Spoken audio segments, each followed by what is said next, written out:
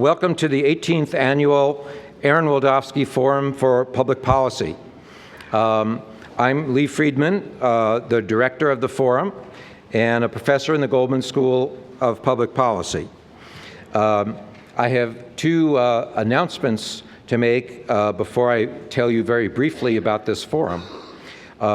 First one is, if you haven't turned off your cell phone, please do so at this time. And the second one is that following our lecture this evening, we're going to have a reception in the room that's behind this auditorium.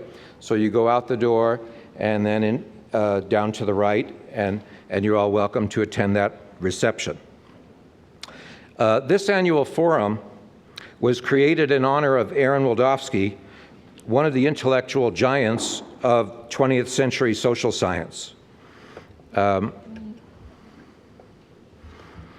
He was a political scientist, a founder of the scholarly public policy movement, and the founding dean of the Goldman School of Public Policy.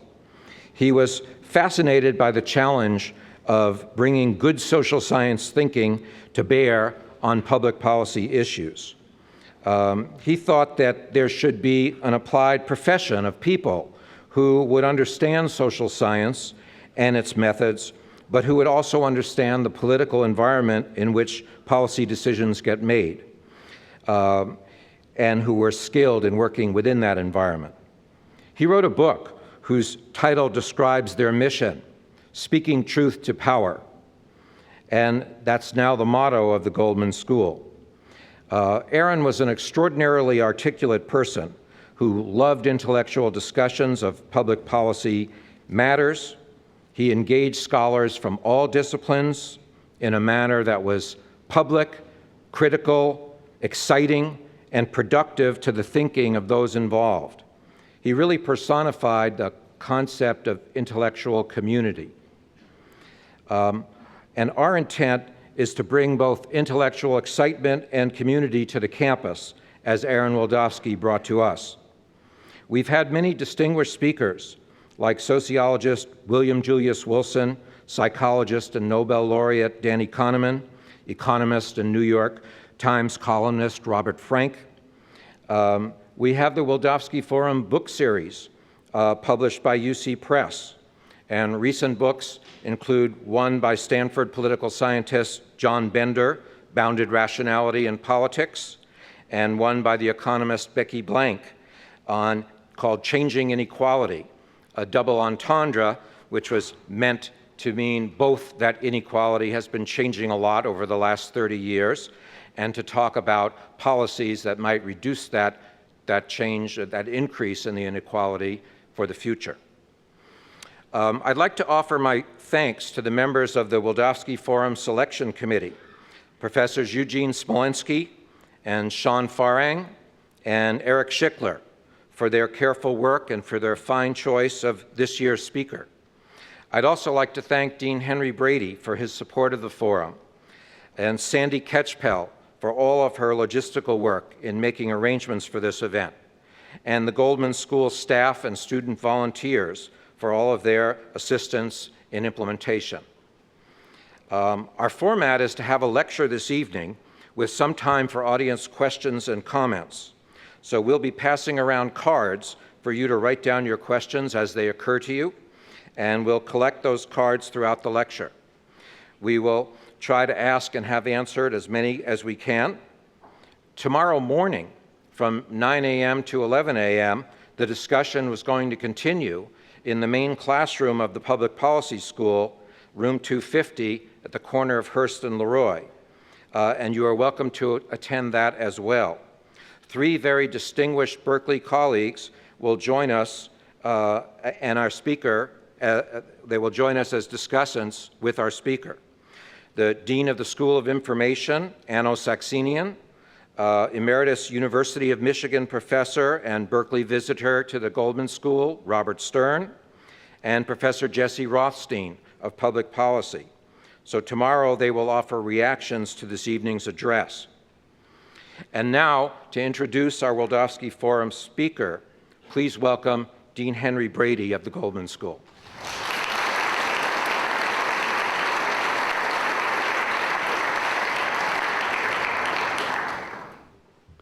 Thanks, Lee. This is an annual event. It's one of the most exciting things we do at the Goldman School. Its purpose is intellectual. Its purpose is to bring big ideas into the public forum, and I think we'll have those kinds of ideas put forth tonight. Larry Summers is somebody I first met around 1985. I was an assistant professor at Harvard University. I was in Lit Tower, which is an old building on the Harvard campus. And sometimes on the second floor, I would encounter Larry. I was on the third floor. And we would start having discussions. And a discussion with Larry Summers is always one of those experiences you remember because you learn so much.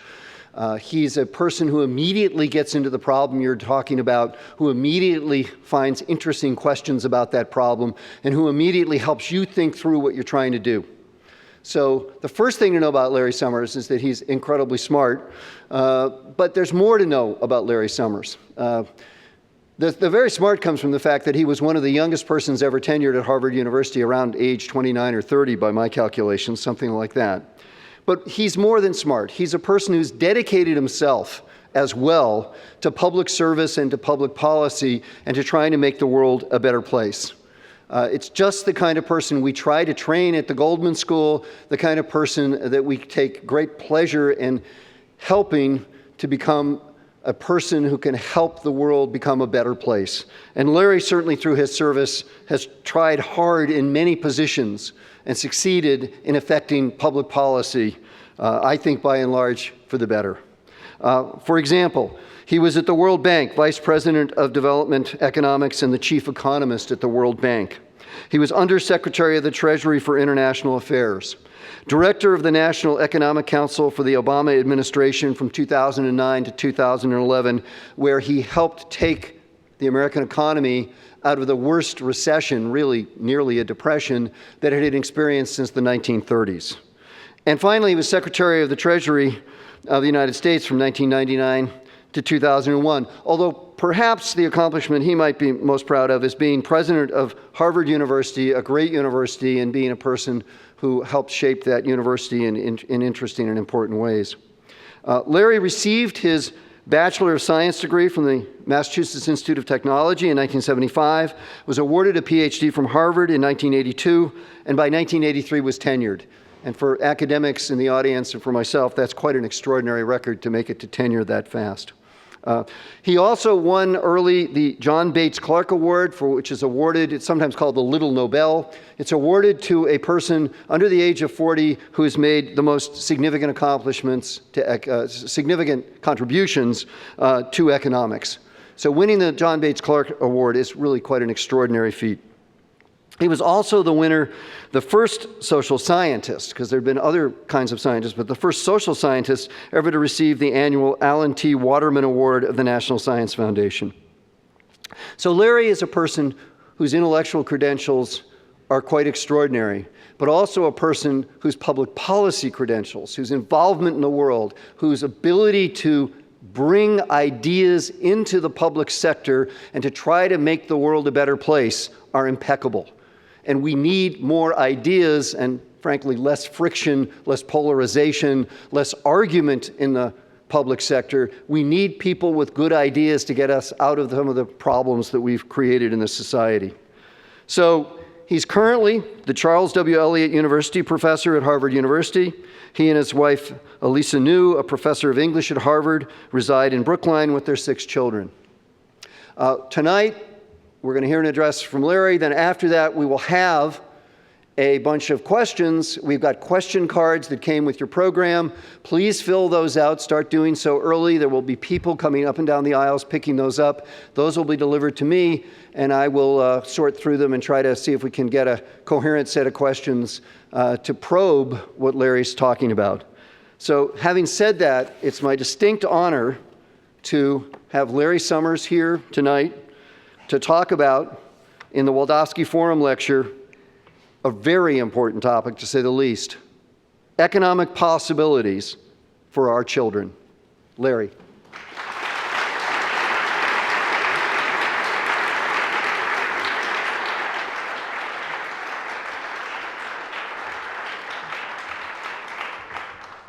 Henry, thank you very much for that generous introduction. Your excessive generosity brings to mind what Lyndon Johnson once said when he was introduced in a very generous way. I wish my parents had been here for that. My father would have appreciated it, and my mother would have believed it. I am flattered and honored by the invitation to be here tonight.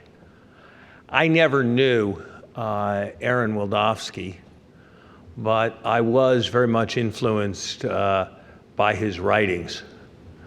I grew up in a family of economists and believed it very strongly, to the point where I wrote, I'm somewhat embarrassed to say, on one of my college applications, that while many children were taught to believe in God, I came to believe in the power of systems analysis.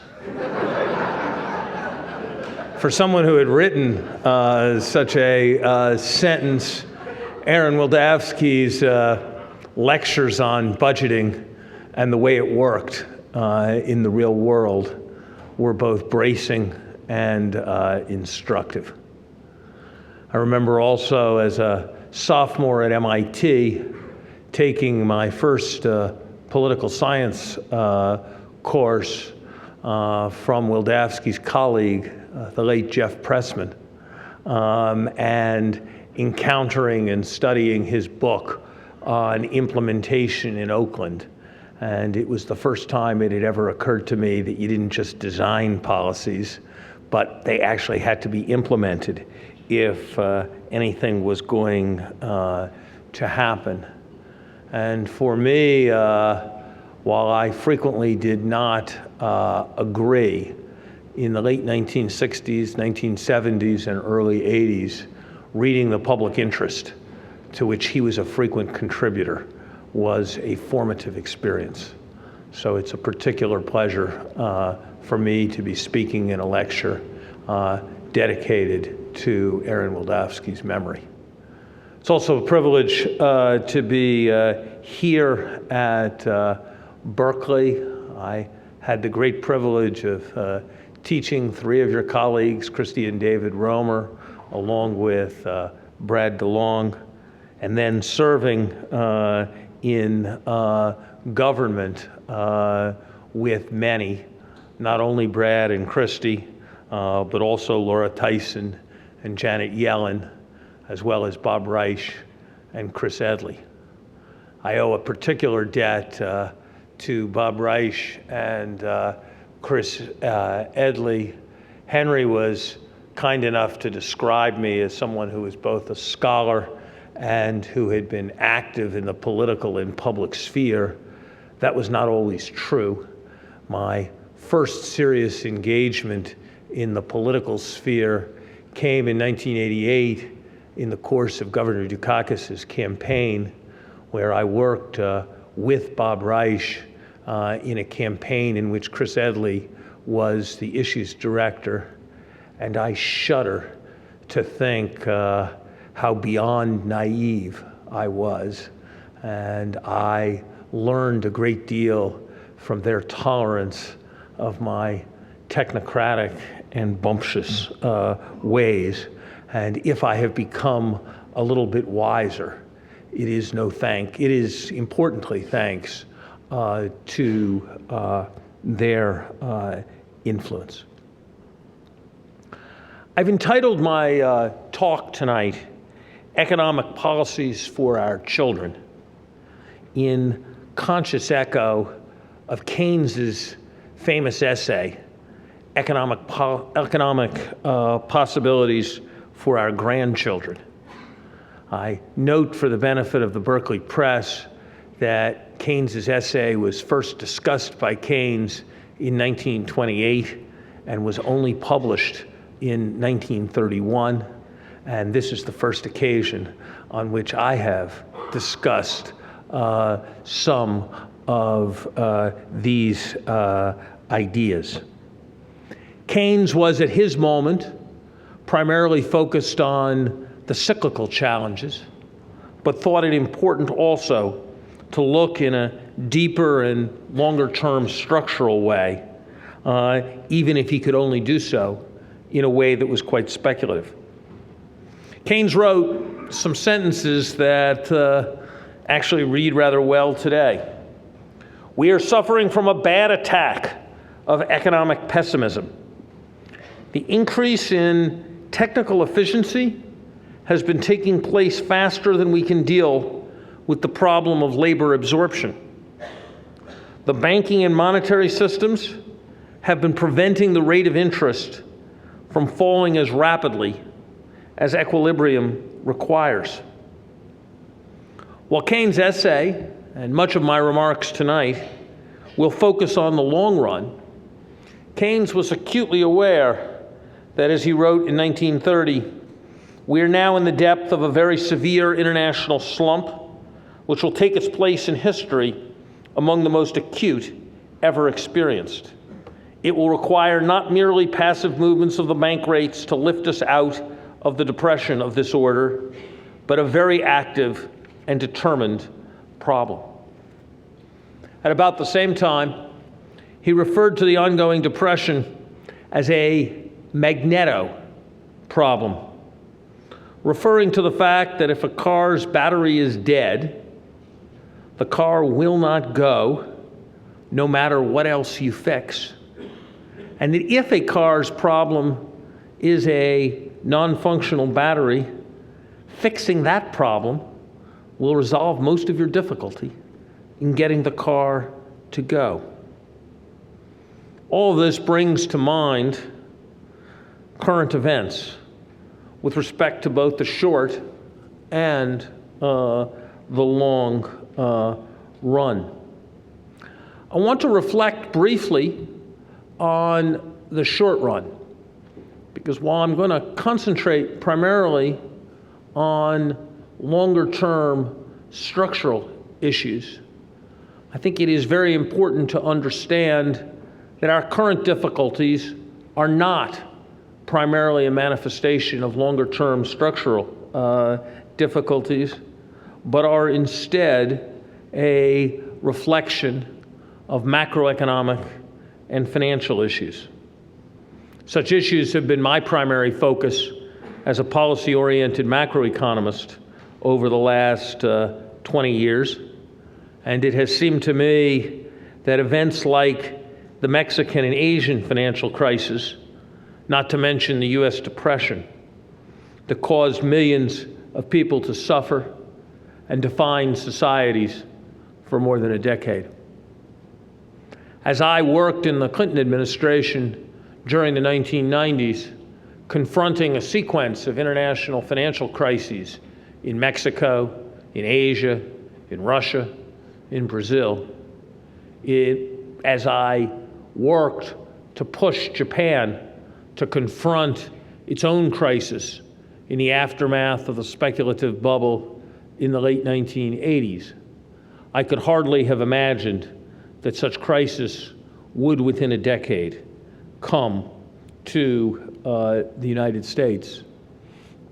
And I was not alone in my failure of imagination. For some time, American macroeconomics had come to believe that cyclical fluctuations were no longer an important problem. People wrote papers on what they called the Great Moderation that suggested that economies would fluctuate much less than they had in the past. Remarkably, essentially all the macroeconomic models we taught to our students had the property that stabilization policy only could achieve a reduction in the volatility of output, not a change in its average level. That any success in reducing losses of output on the swoops would be made up by less generous swings. None of these convictions, with respect to the unimportance of cyclical fluctuations or their lack of impact on average output, is sustainable in the wake of current events. This slide tells the pretty sad story of where the American economy is. We did employ 62 or 63% of our population. Things went badly wrong in 2007 and 2008, and they have stayed badly wrong since. We have been successful in growing the number of jobs, but only on average at a pace that keeps track of population growth. True, you can argue that the employment ratio should be falling because the fraction of the population over 65 is rising, but you cannot escape the conclusion that a massive decline has taken place and that decline at this moment is unremedied. You can see the same thing in our lost level of GDP as projected by the Congressional Budget Office. It is difficult to overestimate the seriousness of these events. Depending on just what view one takes of demographic trends, the economy is 8 to 10 million jobs short of where it should be. A reasonable estimate of lost GDP is $1 trillion a year, or more than $10,000 for the average family of 4. The consequence of this lost output, which has meant lower incomes, less tax collections, and greater benefit payments, has been the accumulation of more than $2 trillion of additional debt, raising questions about the nation's creditworthiness. And as Brad DeLong and I have recently argued in a paper prepared for the Brookings Papers on economic activity, so-called hysteresis effects imply that reduced output during this contraction is casting a shadow on the economy's future potential to produce. A shadow caused by reduced capital accumulation and future capacity, slashed R&D budgets, workers out of work for a year or more who lose the habit of working and often drop out of the labor force or go on disability insurance, reduced opportunities for young people entering the labor force and with reduced prospects to get on upwards career trajectories, and lost wages never regained, even for those who find new employment. To the first approximation, this shadow will be permanent.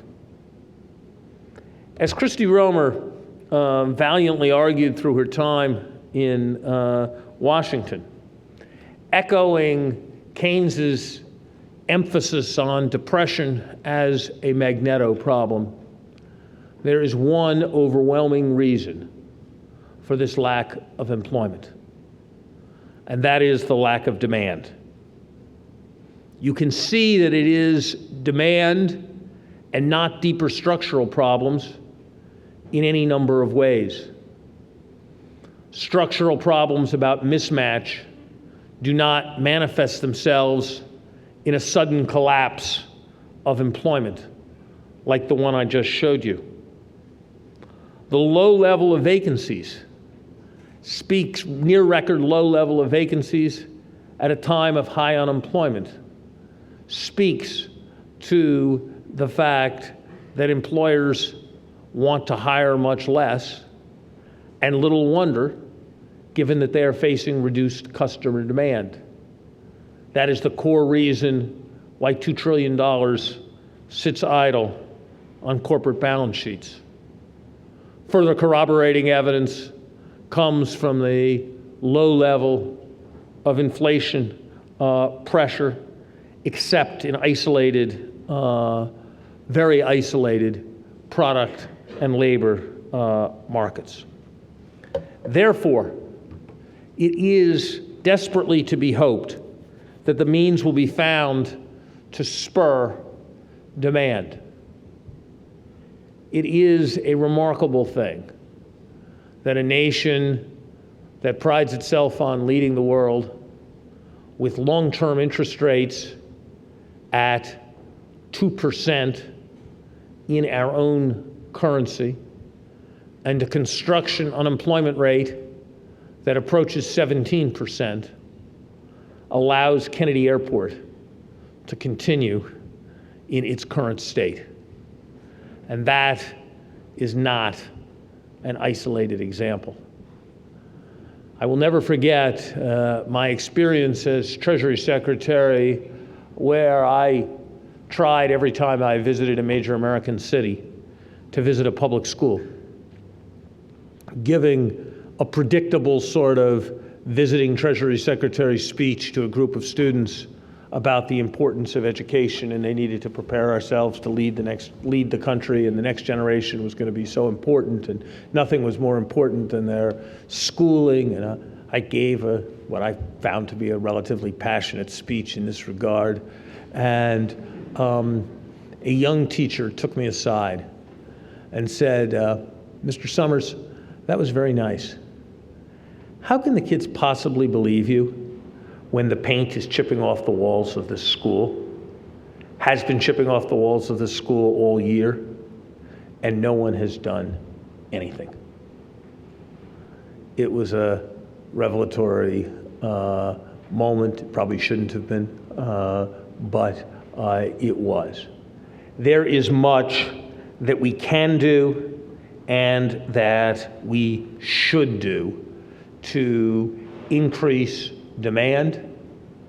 Increasing demand can do much to restore what we previously regarded as normal conditions. If we do not succeed in doing that, we are not likely to succeed in any other objective, whether it is successfully fighting poverty, remaining a powerful and compelling example to other nations, or maintaining total confidence in our creditworthiness in capital markets. I'm an optimist. I believe that sooner or later, hopefully through conscious policy steps, perhaps as an aging vehicle stock eventually breaks down, perhaps as the millions of young people who in normal economic times would live on their own get fed up with living under their parents' roofs and seek to enter the housing market, that demand will be restored. But it is not yet a certainty.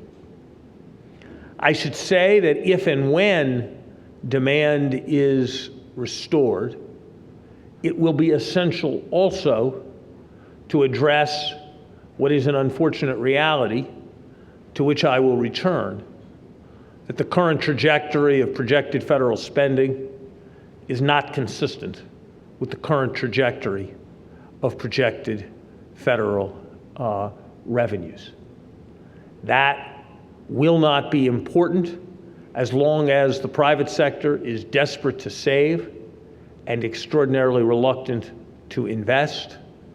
But if and when recovery comes, it will be essential to take further actions to establish fiscal sustainability.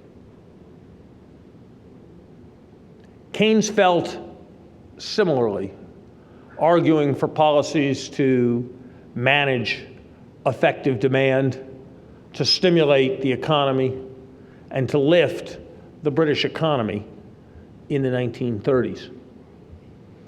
But he also recognized, and that was why he wrote an essay entitled Economic Possibilities for Our Grandchildren, that even as one did not allow any shift of the gaze from short-term demand problems, it was essential to be thinking about the long run. Now, Keynes had the boldness to think a century ahead, and that's why he called his essay Economic Possibilities for Our Grandchildren. I am a more timid soul, and this is perhaps an era of more rapid change, and so I cannot think ahead that far, and hence I have chosen as a title, Economic Possibilities for Our Children. Keynes argued three propositions in his celebrated essay. First, he applied the laws of compound interest. He noted that at a 2% annual growth rate, one could apply the rule of 72 to recognize that it took about 35 or 36 years for a doubling to take place, and therefore over a century, living standards would rise eightfold, that at 1.5%, they would rise a bit more than fourfold. He observed the recent trend in the part of the world that interested him, which was basically Western Europe and the United States, and predicted that a century hence, living standards would be 4 to 8 times as high as they were at that time. On that projection, the associated analysis of what he referred to as the products of capital accumulation and science, one would give Keynes extraordinarily high grades. It proved to be remarkably prescient. Keynes' second projection was almost as wrong as his first projection was right. He projected that with a 4 to 8-fold increase in average incomes, the economic problem would largely be solved. Things that were important would no longer be scarce. The need for accumulation would be greatly attenuated. And most saliently, people would choose to work 3 hours a day, 5 days a week, because after all, there really wasn't any great need to work more. Can people be lulled into such a state by sufficient economic incentives? One is told that if one observes the citizens of Kuwait or of Qatar, who have essentially unlimited wealth due to the distribution of oil assets, 3 hours a week, 5 days a week, 3 hours a day, 5 days a week, is not a bad approximation. But with that exception, his projection proved extraordinarily inaccurate. Not only have hours continued to be long, but in fact, those with higher wages, for the first time in the several centuries in which data has been available, those with higher wages in our societies now work more than those with lower wages. Why has scarcity not been abolished? In part, it must have to do with the concern about relative consumption, where as long as people desire to be at the top of the ladder, the time will never come when everyone is there. In part, it will come from the widening of the product space. In part, it will come from the fact that there's a continuing demand for higher quality. In any event, the prediction that work would be semi-passé has not come to pass. Nor has Keynes' projection that in this world, economics would decrease in importance as we all cultivated our appreciation of beauty and culture and became a more refined society. The passage with which he ended his essay, that nothing could be finer than if economists were to be a humble and useful profession like dentists, has not come to pass, nor would a casual watcher of cable television conclude that the masses had embraced high culture. So on that dimension also, Keynes did not prove to be entirely accurate. That an economist of Keynes's caliber got only 1 out of 3 right should perhaps induce humility on the basis of a much lesser figure than myself, like myself. But I want to reflect on aspects that bear on the future that are rather different than the ones that Keynes emphasized. Peter Thiel and Tyler Cowen notwithstanding, I see very little evidence that technical change is not continuing, that the process of economic growth is not generating increased levels of output, and on some important dimensions, increased levels of well-being. For example, life expectancy has risen by a fairly constant 2.5 years a decade for the last 70 years, and the best of expert opinion is that that process can continue for quite some time. But 2 aspects of Keynes's analysis stand out for not being present. Keynes did not anywhere emphasize the distributional aspect, and Keynes throughout treated income as a uniform good and thought in terms of a single product. And I want to suggest to you that there are important trends in our society which point in a rather different direction. I'd like you to engage in a conceptual experiment for a moment. Imagine the invention of a new technology. I will refer to this new technology as a doer. A doer can do anything that it is asked to do. It can drive a car. It can produce a widget.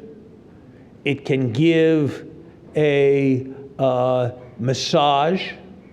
It can design and construct a house. It can design and produce a new doer. Imagine the presence of such a technology. This is not an entirely hypothetical construct. The most dramatic cover The Economist magazine has had in the last 2 years, to my taste, was a picture of a Stradivarius violin alongside a description of a technology that was a 3-dimensional printing press. You describe the object to be produced, and it will produce the object in shape and in material. And such multi-dimensional printing presses are essentially coming into being today. Imagine an economy with doers as an available technology. What would it look like?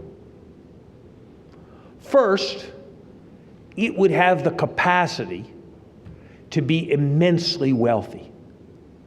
Vast amounts of stuff, very valuable, high quality stuff, and wonderful services could be performed.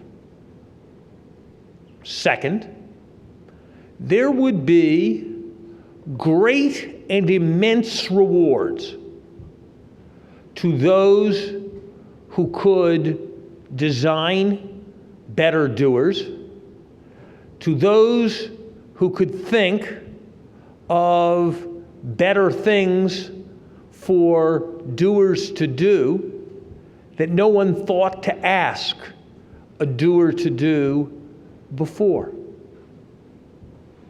Third, there would be very little that an individual could obtain by trading an extra hour of their labor if that labor did not come associated with a dramatic change in something that a doer did. Fourth, there would be a substantial increase in the value of commodities. After all, if molding commodities into anything was free, the demand to make use of commodities would substantially increase. And since the capital stock of this economy would represent doers, doers would be steadily innovating. Old doers would tend to lose their value, and therefore the rate of interest would be quite low. Well, if you think about it, I have described many features of current views about the evolution of the economy of the industrialized world. In an aggregate sense, we are becoming wealthy in ways that would have been unimaginable 50 years ago. At the same time, the return to work for those who are not designing doers or designing new tasks for doers, but are simply carrying out tasks that now can be carried out by software, have not increased at all and are for many declining. The price of commodities is indeed rising. The level of real interest rates is at remarkably low levels. And so I would suggest to you that one way of understanding what is happening and what is likely to happen over time is that we are nowhere near the hypothetical world that I described, but that is the direction in which we are moving, that we are perhaps 15% of the way from where we were to that world, and that we are observing its consequences. Let's look at some of the more salient consequences. This graph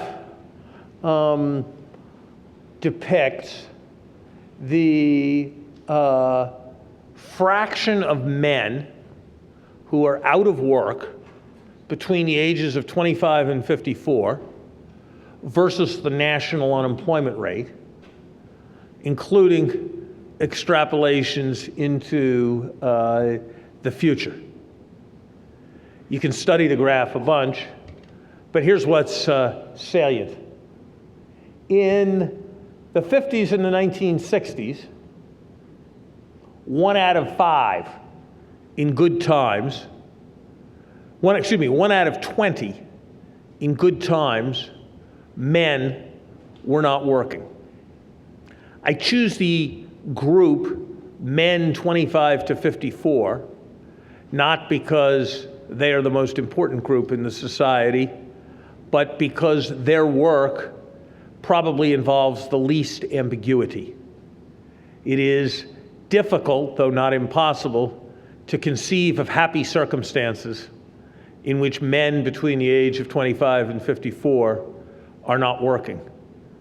The same is more difficult with respect to other demographic groups. 1 in 5 during the 1960s.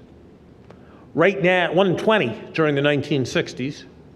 Right now, we are at 1 in 5.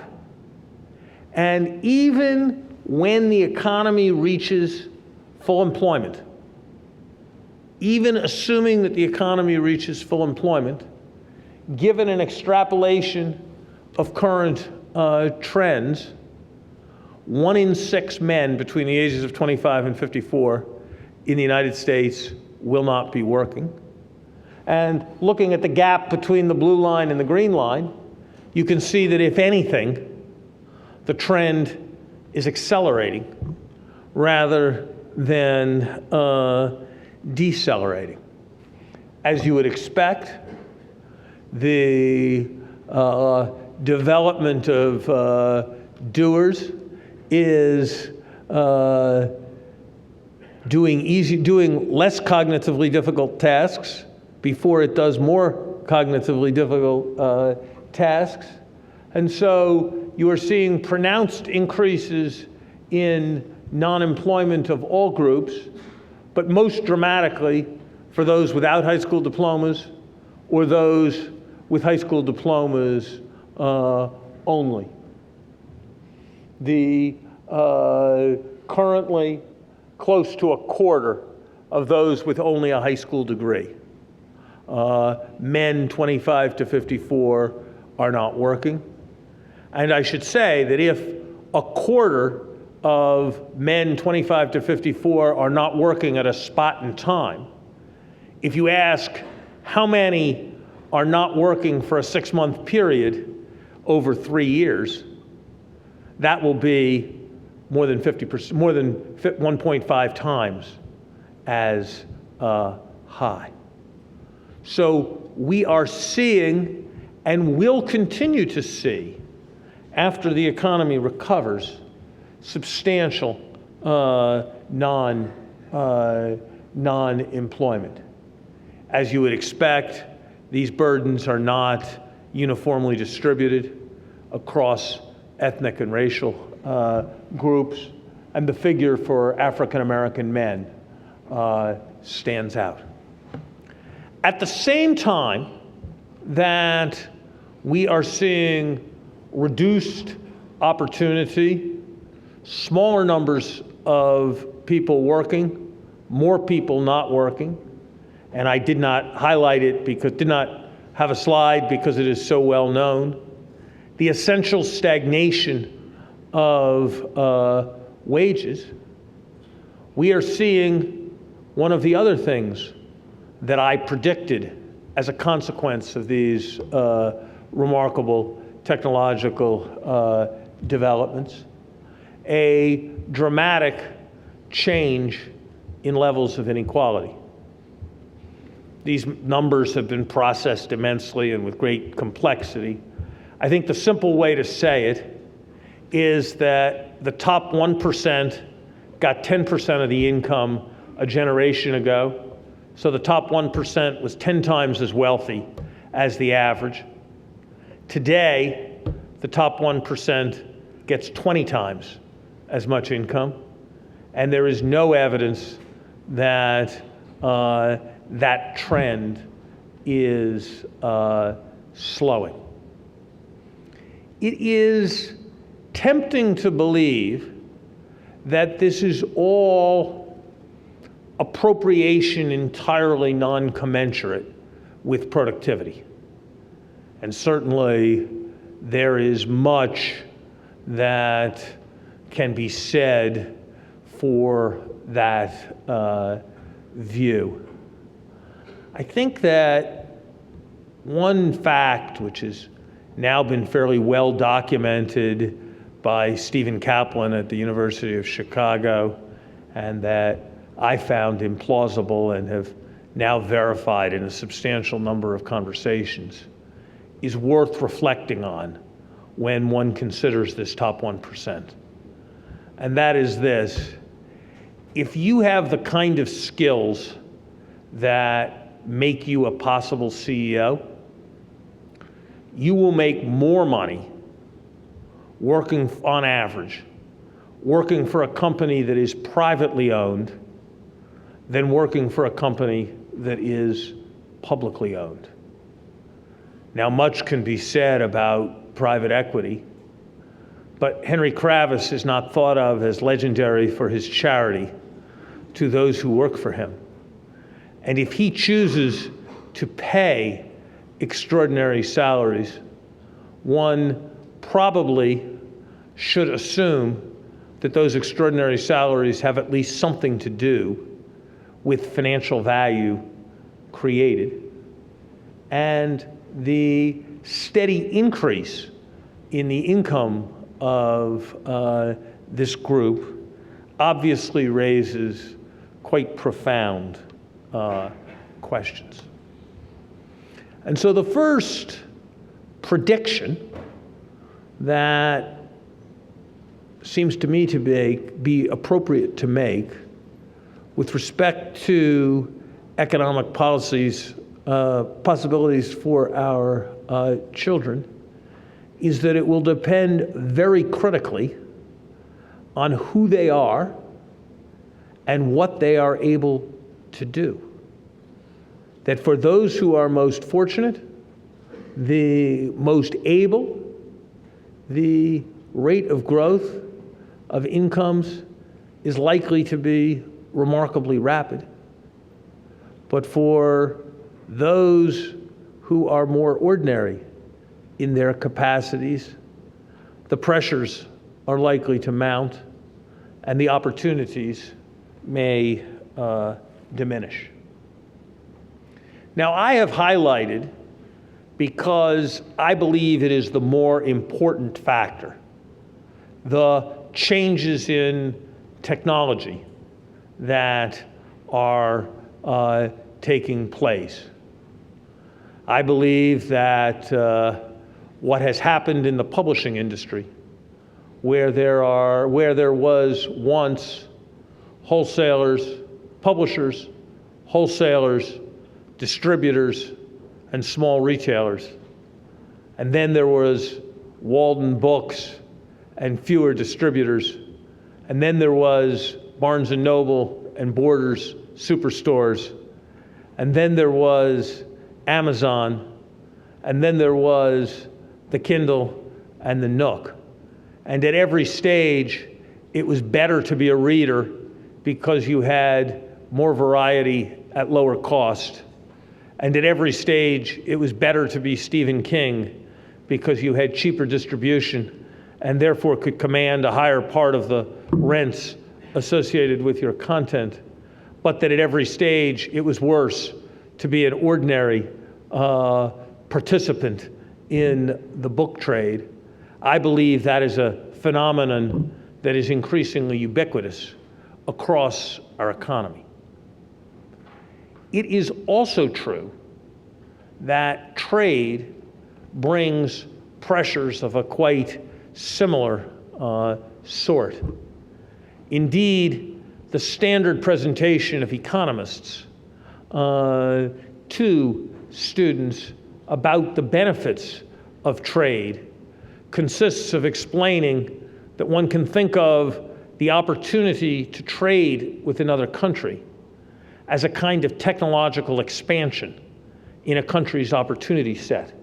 A country that at one stage could only trade along this frontier develops, when it is possible to trade with another country, a wider array of choices.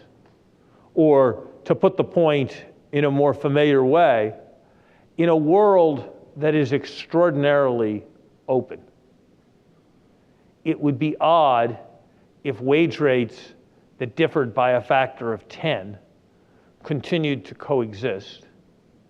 And it is reasonable to suppose that if a process of convergence takes place, less than 100% of it will be upwards, on the part of the lower wage society. So these pressures are coming both from technology and from trade.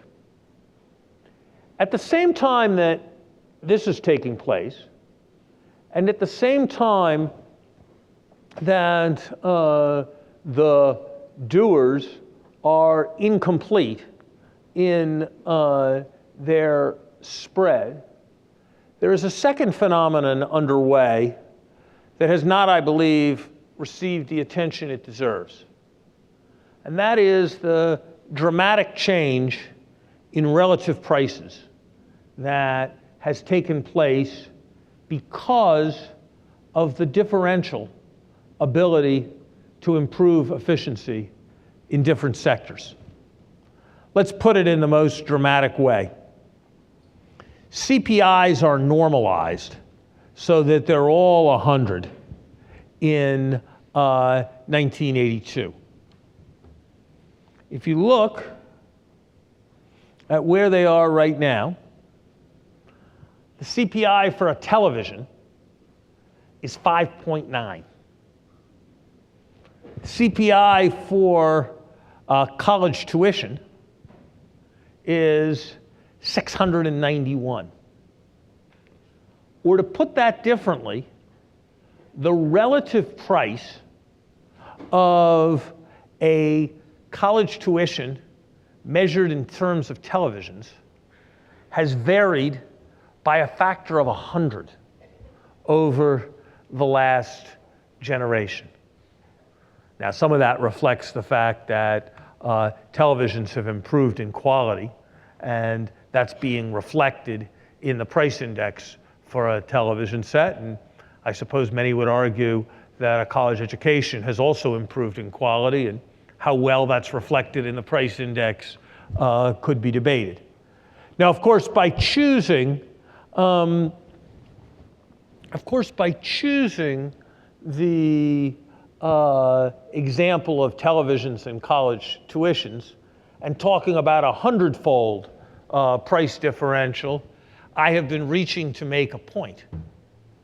But if one uses two quite broad categories, the relative price of services and durable goods, it has changed by a factor of more than 2.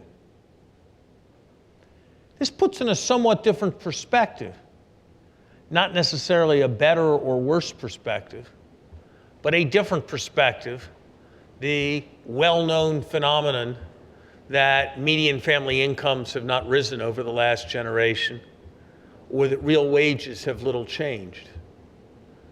Wages in terms of clothing, wages in terms of television sets, wages in terms of furniture, wages in terms of goods that you buy have actually risen very substantially. On the other hand, wages in terms of increasingly essential services, housing, medical care, education, and the like, have very substantially lost ground.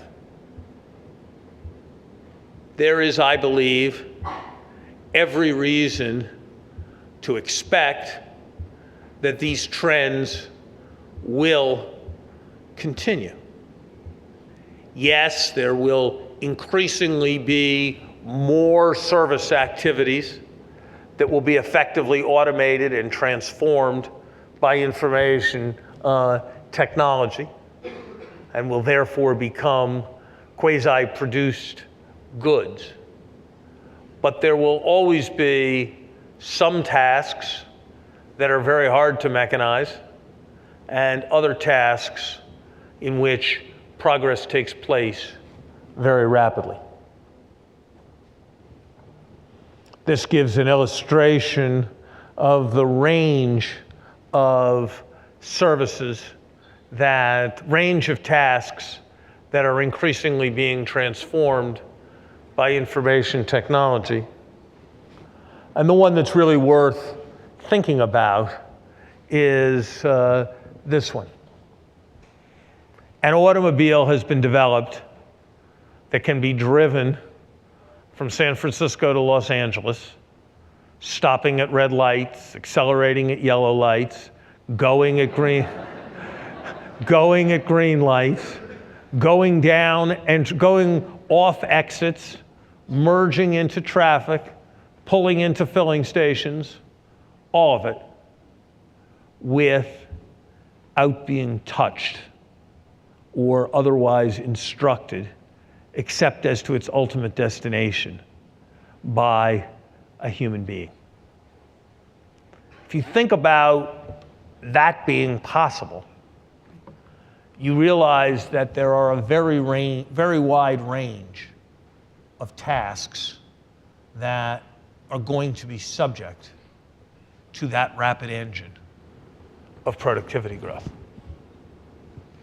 What does this mean?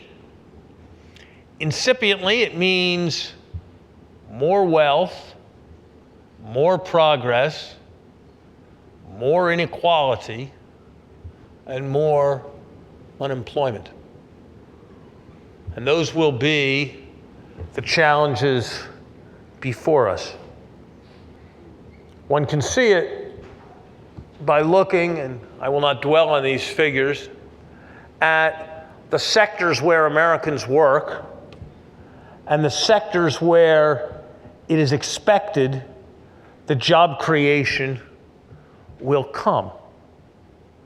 In a world where we are short on job creation, it is perhaps concerning that the sector in which the largest job creation is expected and the sector which is by far the largest creator of jobs for those with limited educations is the sector which we as a society are most determined to cut back and limit growth.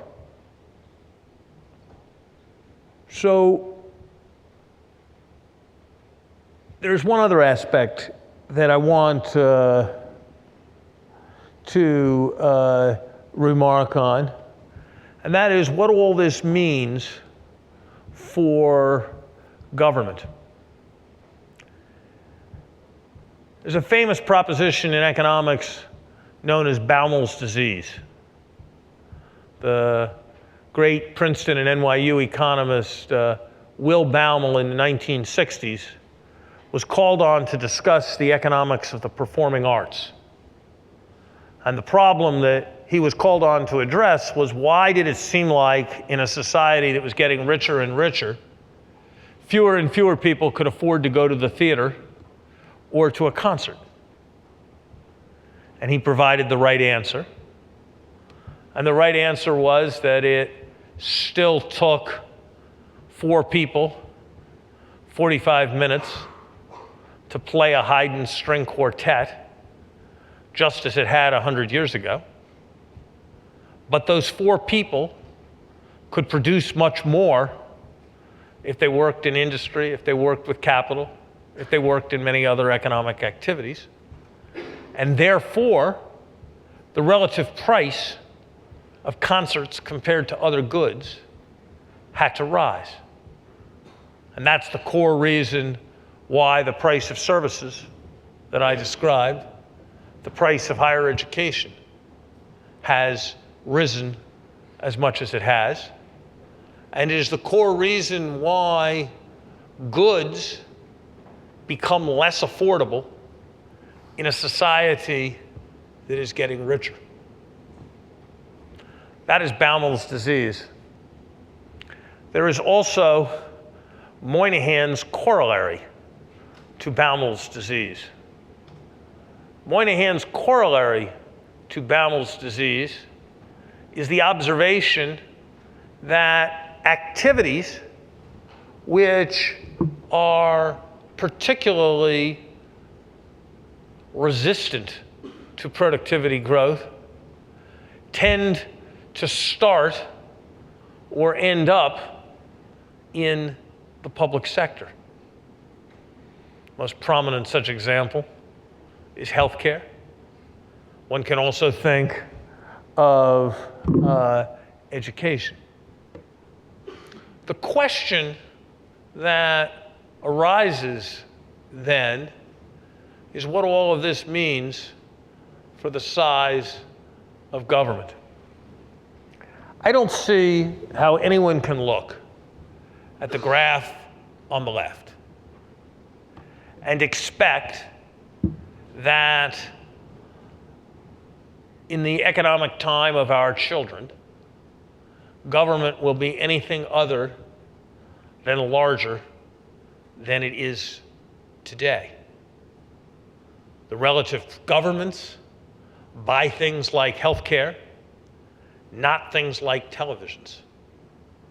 And therefore, it is almost inevitable that as relative prices continue to change, the pressure will be there for government to increase in scale. Different way to look at the problem is to just look at the categories.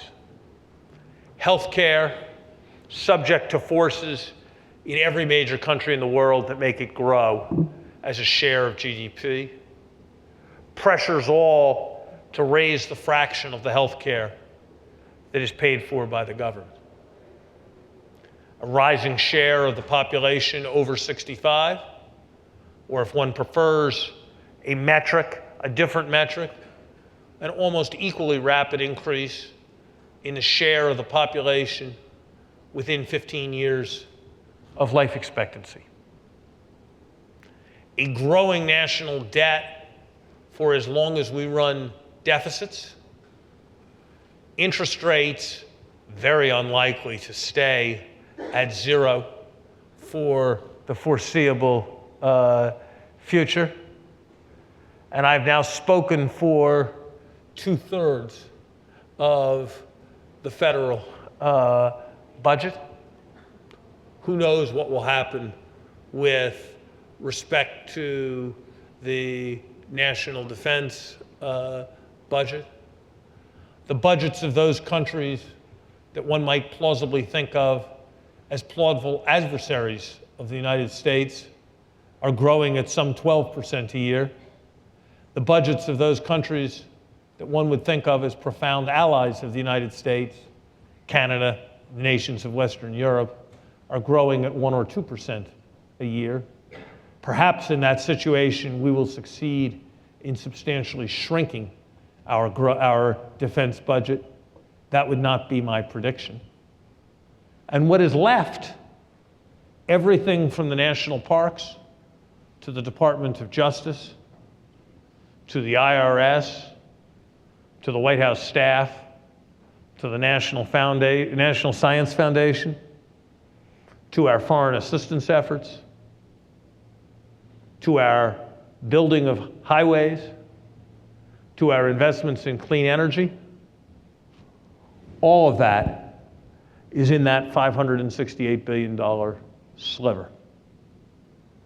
Perhaps as a rational society, we, in the face of these trends, and in the face of the trends towards which will surely demands that will surely exist for increased redistribution associated with the trends towards increased inequality I have described, I would suggest to you that it is simply not realistic to think, as so much of our public debate does, that government is likely to shrink from current levels.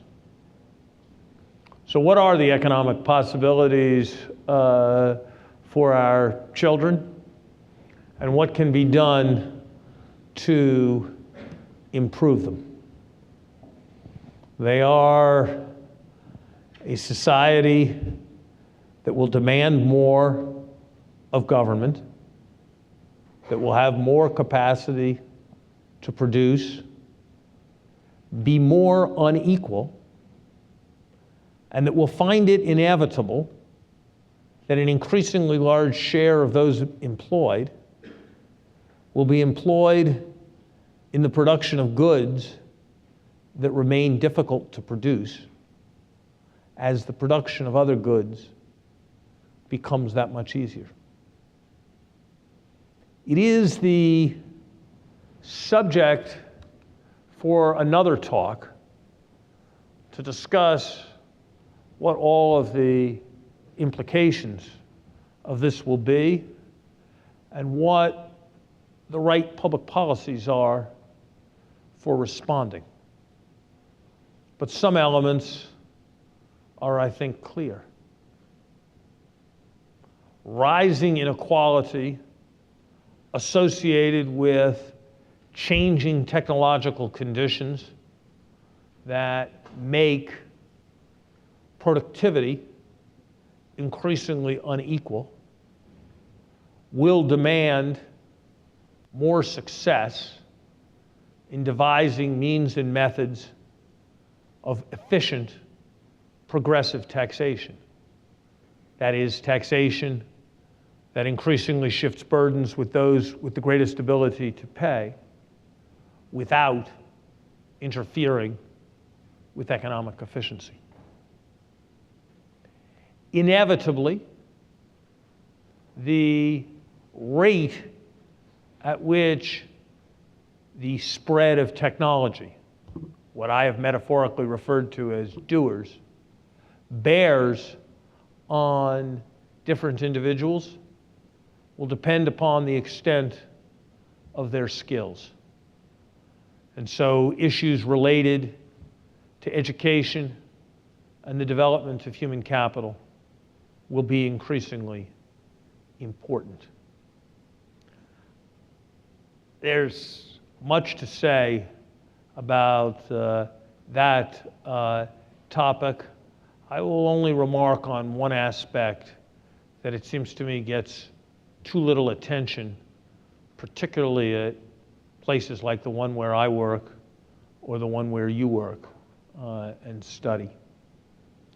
I have not been able to pin down this figure, but I have been told that if all 17-year-olds in the United States were to take the SATs, the average score would be somewhere in the low 700s for the combined math and verbal SAT.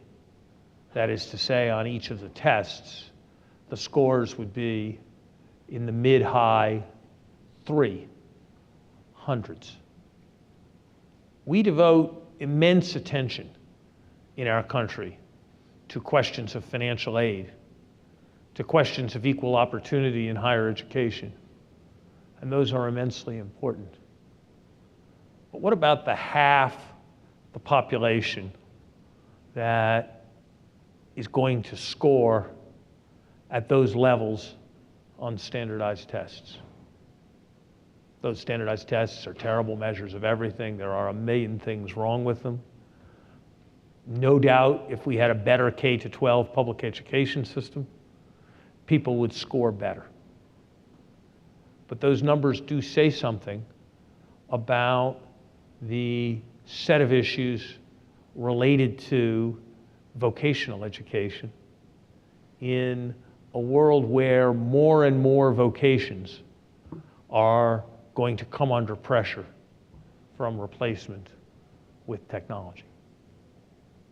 Third, this world that I've described is a world, again, where there is immense wealth being created, but it is being created by these remarkable technologies and by those who have the capacity to develop those technologies. Just as there is only one important economic issue in a society like Kuwait, who has what right to the oil, the question of who gets what share in the wealth creation will become an increasingly important question in the United States. We are seeing this already in the trend towards an increasing share of profits in total levels of income.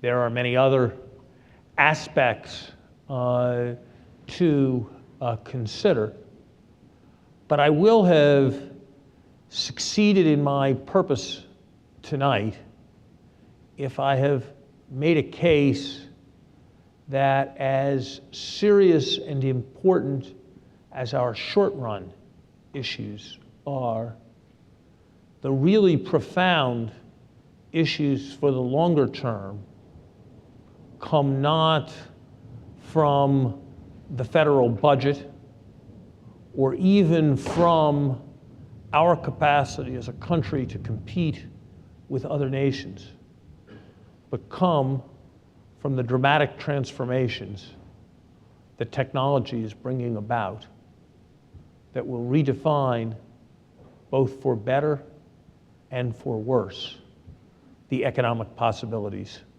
for our children. Thank you very much.